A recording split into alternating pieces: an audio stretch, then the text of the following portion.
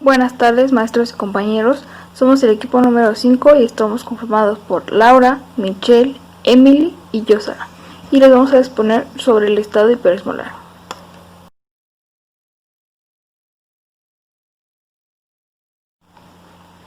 Con esta exposición pretendemos lograr dos objetivos. El primero es describir el concepto y la fisiopatología del estado hiperesmolar y el segundo es proporcionar información clave para el diagnóstico y el tratamiento que va a llevar el paciente con estado hiperesmolar.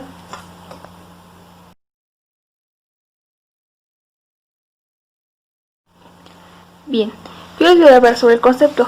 El estado hiperesmolar es una complicación aguda de la diabetes mellitus tipo 2 generalmente, ya que también se puede dar en pacientes con diabetes tipo 1 que han tenido cuadros de cetoacidosis diabética.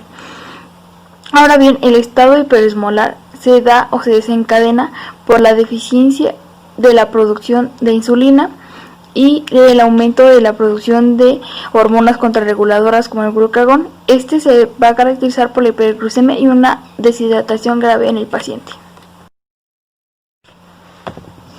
También tenemos que el estado hiperesmolar es una urgencia, ya que si no se atiende adecuada e inmediatamente puede provocar en el paciente desde un coma hiperesmolar o la muerte. Se ha descrito desde 1957 y desde ese entonces los estudios han demostrado que el estado hiperesmolar va a provocar una hiperglucemia y una deshidratación grave.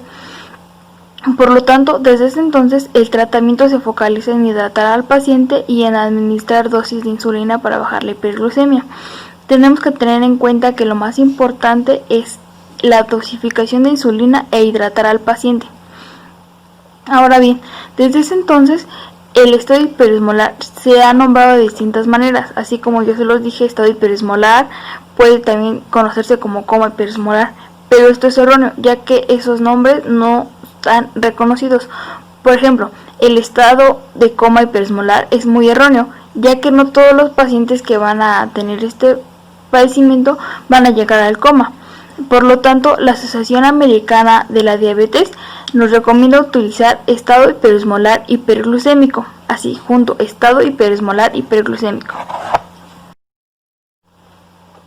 El estado hiperesmolar se va a caracterizar por 4 puntos. El primero, como ya se los había dicho, pues es la hiperglucemia.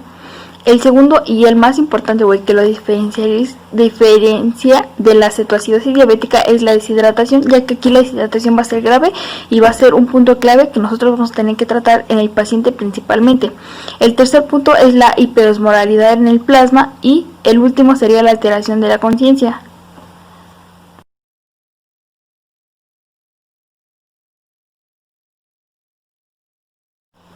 Ahora bien, vamos con la etiología.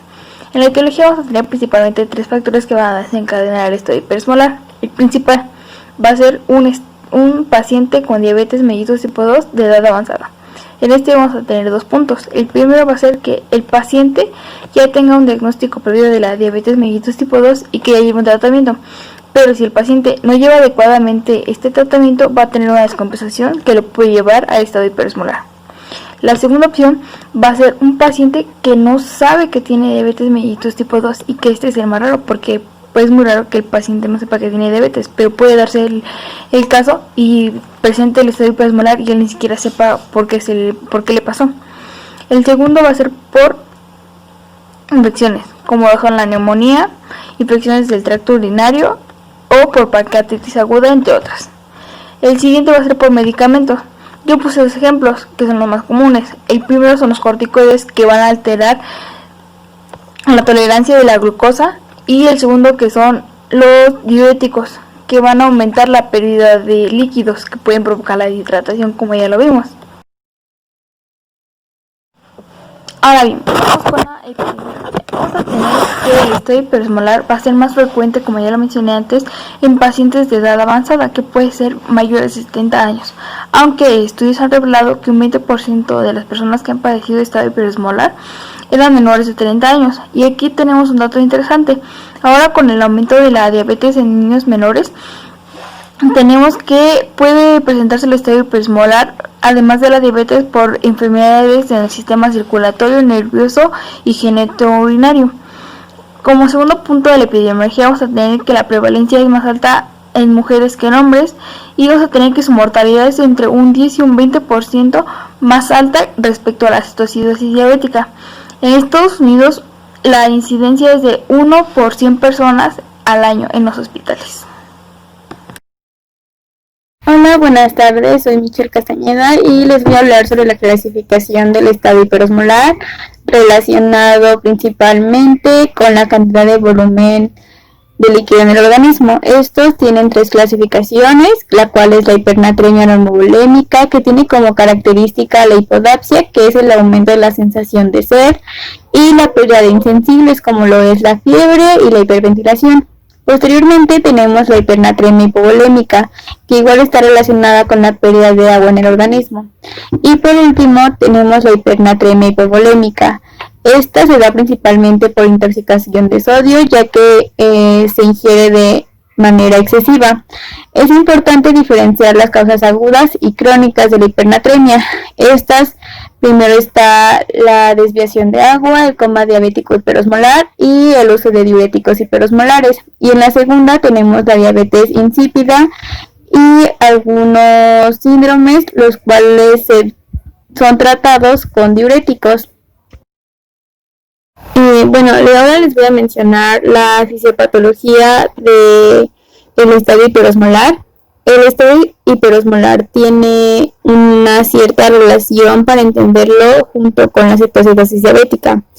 La diferencia es que en la cetoacidosis diabética la acción de la insulina es absolutamente nula, no existe, mientras que en el estadio hiperosmolar sí hay una acción de la insulina que logra hacer que las grasas no se conviertan en cetonas.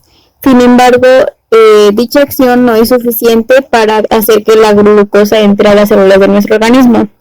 Esto genera que se genere cada vez más y más glucosa para compensar que no esté entrando, por decirlo de esa manera. Como la glucosa se queda fuera de nuestras células, tiende a ser expulsada del cuerpo. Esto genera una diuresis osmótica. Quiere decir que cuando hay una cantidad muy grande de insulina, esta hace que el agua de nuestro cuerpo se vaya en donde hay mayor concentración de solutos. Esto hace que nuestro paciente se deshidrate y de esta manera se produce el estado hiperosmolar. Ahora mencionándoles un poco acerca del cuadro clínico del estado hiperosmolar, encontramos que los síntomas propios son algo específicos y dependen tanto de la propia hipertonicidad como de la rapidez de su instalación. Algunos de los signos y síntomas que podemos encontrar con mayor rapidez son aquellos que están relacionados con el sistema nervioso central, tal como es el estado mental alterado, náuseas, convulsiones, vómitos. También podemos encontrar taquicardias, taquipnea, deshidratación severa, ya que es la pérdida del tubor de la piel, mucosa seca, hipotoxia ocular. Los pacientes pueden llegar a presentar enrojecimiento facial y en su mayoría se encuentran estos pacientes con hipotensión.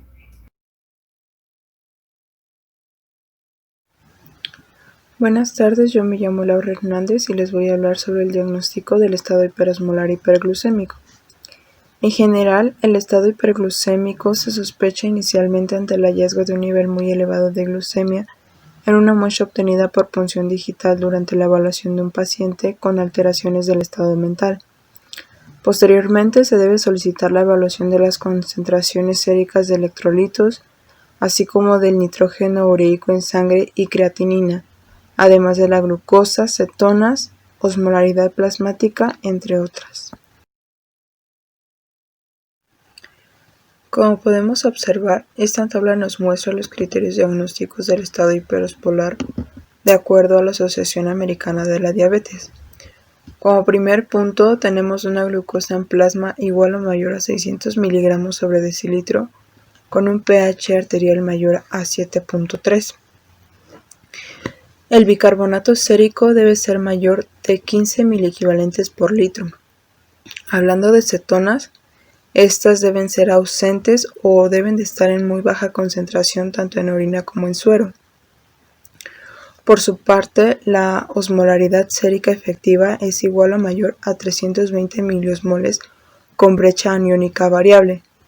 Aproximadamente del 20 al 25% de los pacientes con esta complicación presentan estupor o coma con deshidratación severa con un cálculo aproximado de 9 litros.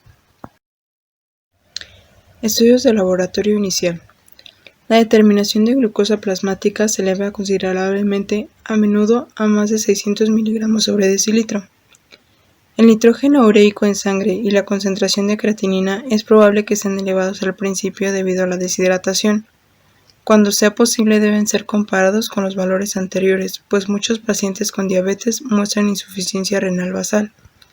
Los valores óptimos del nitrógeno van desde los 6 a los 20 miligramos sobre decilitro y los valores óptimos de la creatinina en mujeres deben ser menores de 0.96 miligramos sobre decilitro y en hombres menores de 1.3 miligramos sobre decilitro. En cuanto a los electrolitos séricos, se presenta un déficit primero de sodio que va de los 5 a los 13 miliequivalentes por kilogramo. Tenemos pues que la pseudohiponatremia es común debido al efecto osmótico de la glucosa. El déficit de calcio y magnesio van desde los 1 a los 2 miliequivalentes por kilogramo. Sin embargo, los niveles séricos de magnesio son un pobre indicador del magnesio total corporal. En presencia de hipocalemia, la hipomagnesemia concomitante debe sospecharse y ser tratada. Por su parte, la hipocalemia sintomática se trata con 1 a 2 gramos de gluconato de calcio endovenosa. El déficit de potasio va desde los 4 a los 6 miliequivalentes por kilogramo. La concentración de potasio sérico puede estar elevada debido a un cambio extracelular causado por la deficiencia de la insulina. También tenemos que se producen pérdidas importantes de fosfato, que es una sustancia primordialmente intracelular. Esto por la diuresis osmótica, aproximadamente de 3 a 7 miliequivalentes por kilogramo. Los efectos adversos producen depresión respiratoria, debilidad de los músculos esqueléticos, anemia hemolítica y depresión cardíaca. La concentración de bicarbonato en un paciente con estado hiperosmolar hiperglucémico puede ser mayor de 15 miliequivalentes por litro. Hablando del anion gap, este es calculado usualmente menor a 12 milimoles por litro.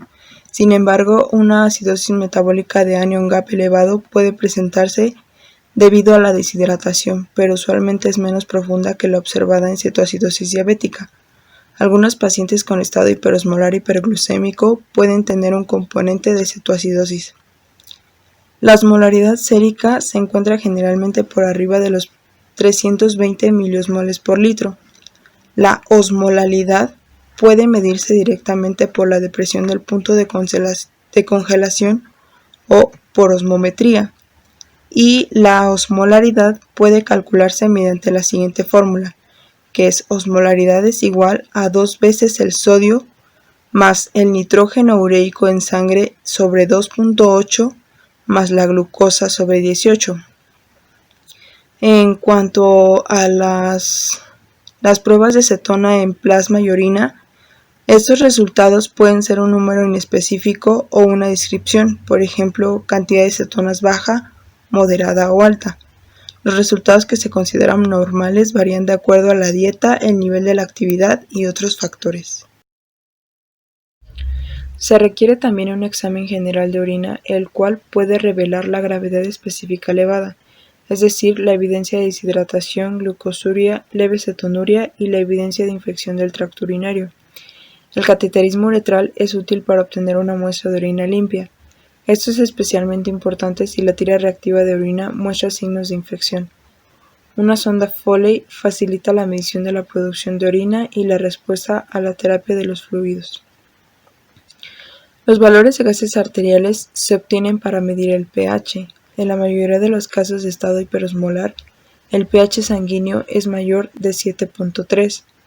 Los valores de gases en sangre venosa pueden sustituirse en pacientes con saturación de oxígeno normal por su facilidad para la toma de muestras, además de causar menos dolor al paciente. El pH medido en sangre venosa es 0.03 unidades menor que el pH en sangre arterial. Además, se debe realizar un electrocardiograma, esto ante la sospecha o presencia de datos analíticos de hiperpotasemia para valorar la gravedad de la misma. La elevación del potasio sérico produce distintas alteraciones a nivel del sistema de conducción cardíaco, provocando trastornos en la generación del impulso eléctrico y en su transmisión. Una radiografía de tórax es útil para la detección de la neumonía. Las radiografías abdominales se indican si el paciente tiene dolor abdominal o vómitos. Y por último, los hemocultivos se deben obtener para la búsqueda de la bacteriemia. Los cultivos de orina son útiles porque las infecciones urinarias pueden no detectarse con un análisis de orina por sí solo, sobre todo en pacientes con diabetes mellitus. Se deben enviar los cultivos que estén clínicamente. Continuamos con las complicaciones y como primer punto tenemos las convulsiones. Estas se producen a causa de la actividad eléctrica normal en una parte del cerebro, por hipoglucemia severa, cuando los niveles de glucosa se encuentran elevados. Formación de coágulos. Son masas que se presentan cuando la sangre se endurece pasando de líquida a sólida, debido a la deshidratación severa en el síndrome hiperosmolar hiperglucémico con aumento a la viscosidad sanguínea. Coma. Es un estado profundo de inconsciencia, es decir, una persona en coma está viva pero incapaz de moverse o responder a su entorno. Acorde a la hiperosmolaridad, hay letargia y desorientación, pero incluso puede llegar al estado de coma. Evento vascular cerebral. Es cuando una arteria se obstruye produciendo interrupción o pérdida repentina del flujo sanguíneo cerebral. Las manifestaciones neurológicas focales son por igual frecuentes y al parecer reflejan un incremento en la insuficiencia vasculocerebral en áreas en las que existía una disminución del flujo sanguíneo. Ataque cardíaco. Son provocados por un coágulo que bloquea una de las arterias coronarias. Las arterias coronarias llevan sangre y oxígeno al corazón. Acidosis láctica. Aumento del nivel de ácido en la sangre. Se acumula en el torrente sanguíneo. El ácido láctico se produce cuando los niveles de oxígeno disminuyen en las células dentro de las áreas del cuerpo en los que se lleva a cabo el metabolismo. Shock. Es una afección potencialmente mortal que se presenta cuando el cuerpo no está recibiendo un flujo de sangre suficiente. La falla del flujo de sangre significa que las células y los órganos no reciben suficiente oxígeno y nutrientes para funcionar apropiadamente, debido a que hay una deshidratación intra y extracelular debido a la hiperosmolaridad. Edema cerebral. Es una acumulación de líquido en los espacios intra o extracelulares del cerebro, debido a la rápida disminución de la osmolaridad, puede resultar en un riesgo de agua a las células. Tratamiento. Los objetivos específicos del tratamiento del estado hiperosmolar consisten en corregir la hipovolemia y la deshidratación, restablecer el equilibrio de electrolitos, reducir los niveles de glucosa en suero, reducir la hiperosmolaridad. Reposición hídrica. El primer paso y el más importante es el reemplazo hídrico agresivo. Se debe estimar el déficit de agua generalmente entre 100 a 200 mililitros por kilogramo, o un total de aproximadamente de 9 litros. El uso de líquidos isotónicos puede causar la sobrecarga de líquidos. Los líquidos hipnóticos puede corregir el déficit demasiado rápido con el potencial de desarrollar mielinólisis difusa. El uso de líquidos isotónicos hipotónicos en comparación a los niveles de osmolaridad sérica corrigen el déficit de volumen extracelular, estabiliza la presión arterial y mantiene un flujo urinario adecuado. Posteriormente, se puede usar soluciones hipotónicas para incrementar el aporte de agua y corregir el déficit de volumen intracelular. Se debe administrar un líquido de solución salina fisiológica al 0.9% por hora al inicio. Si el paciente está en choque hipovolémico, se puede llegar a utilizar expansores de plasma. Si el paciente está en choque cardiogénico, se requiere monitoreo hemodinámico. Una vez que solo haya hipotensión leve, se debe calcular el nivel de sodio. Si el nivel de sodio es alto, mayor de 145 milequivalentes por litro o normal 135 a 145 milequivalentes por litro, se debe administrar solución salina al 0.45% en una dosis de 4 a 14 mililitros por kilogramo por hora, dependiendo del estado de la deshidratación. Si el nivel corregido del sodio del suero es bajo, menos de 135 milequivalentes por litro, se indica cloruro de sodio al 0.9% en la misma dosis. Cuando el nivel de glucosa del suero es menos de 300 miligramos sobre decilitros, se modifican los líquidos a solución glucosa al 5% con salina al 0.45%.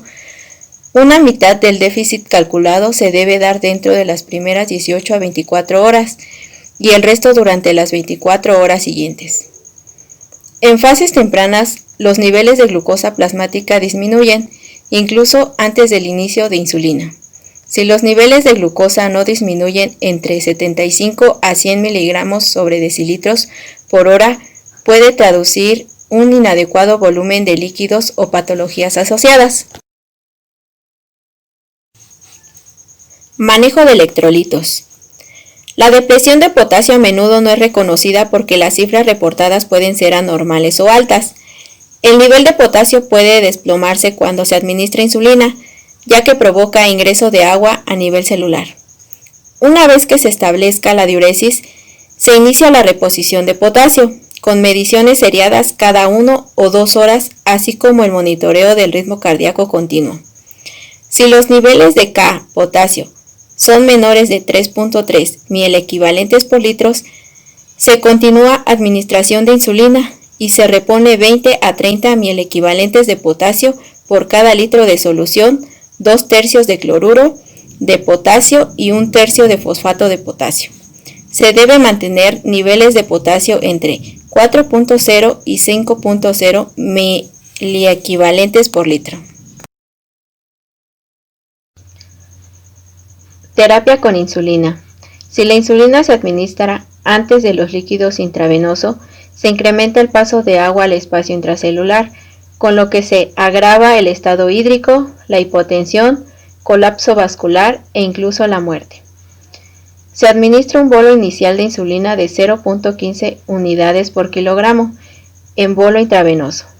Se continúa con infusión de 0.1 unidades por kilogramo por hora hasta que los niveles de glucosa en sangre llegue entre 250 a 300 miligramos sobre decilitros.